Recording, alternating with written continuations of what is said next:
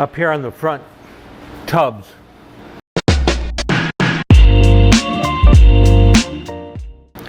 If you come around over my shoulder, DJ, the whole thing we're trying to accomplish here is a bigger tire sitting inside this wheel well and still keep that convertible top so you can fold it down inside of it.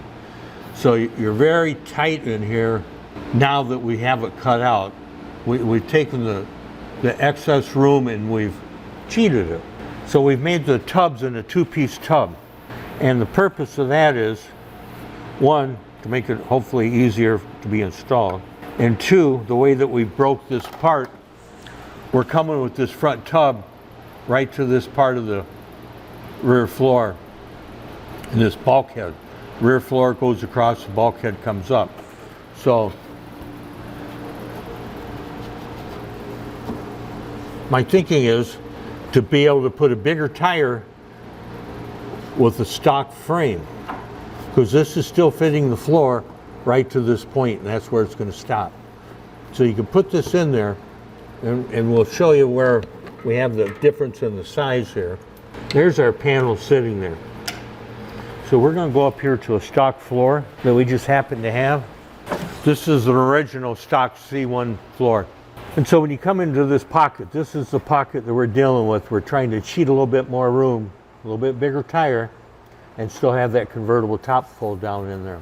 And so I made this little template up showing the distance we have for an original floor. So this feature line coming across to that corner. Now if you come back to the one that we've altered, and right here is our styling line of that original floor, you put that piece in there, and you can see the difference we have is, looks a little bit over an inch clearance. So we've gained an inch. The other change that we made was we were able to pull this in a little bit tighter to the top, and we angled that a little bit. So now our tire gives us more clearance for our tire. That's the tire that we're fitting this to. Tire and wheel combination, we're about 11-inch wide tire. And this tire we've been using is a 295/35/18. It's tight, but I wanted to make it as tight as we could. I would step down 2 sizes from that to a 275 maybe. But we have this cut out. I put the tape in here just as a good reference line for you to see where we started. But when you come in off of that rocker, where it's 7 inches off of the rocker, where we start cutting the tub. Okay, and so we're 7 inches to this point here. As you're cutting this away, you'll see these items. And you put that square to that tub. Now we're at 7.5 inches.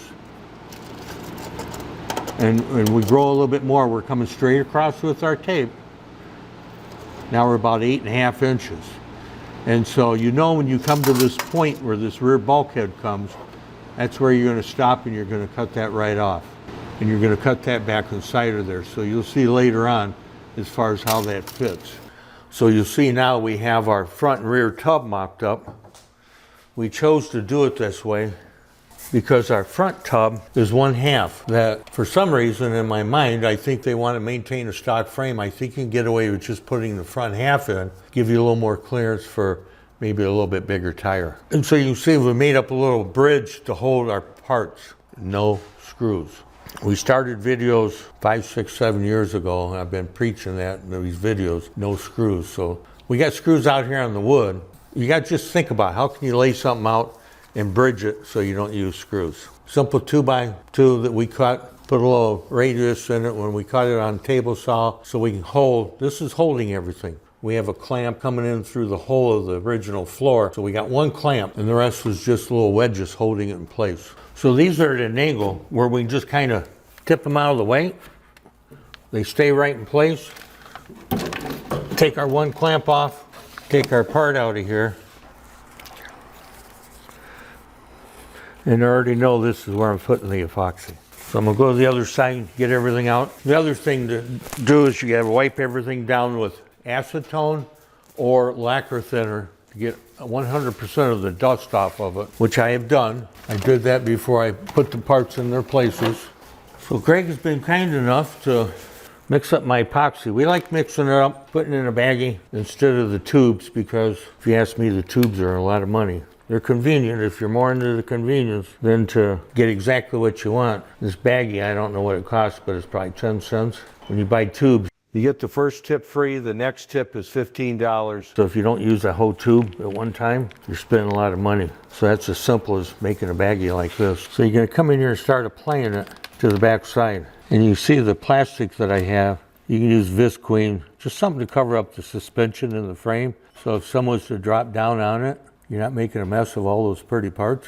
Because we're going to come back on the inside and shoot some epoxy on that. And if you stay towards the outside edge, it's going to ooze out nice and look nice and have a hell of a bond. So the other problem is getting the part in there and not getting the epoxy everywhere on the bag. So when you put your arm in there, you're not covering your arm in epoxy. So now you got your little wedge.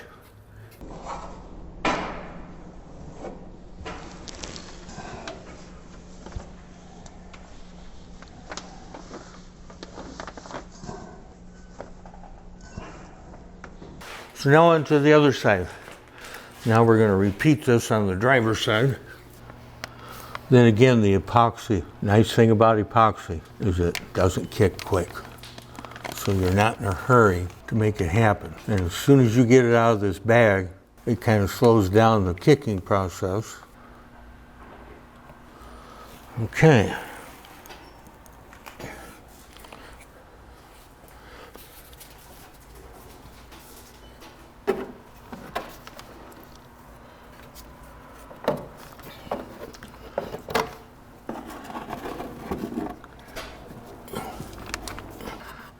There we go.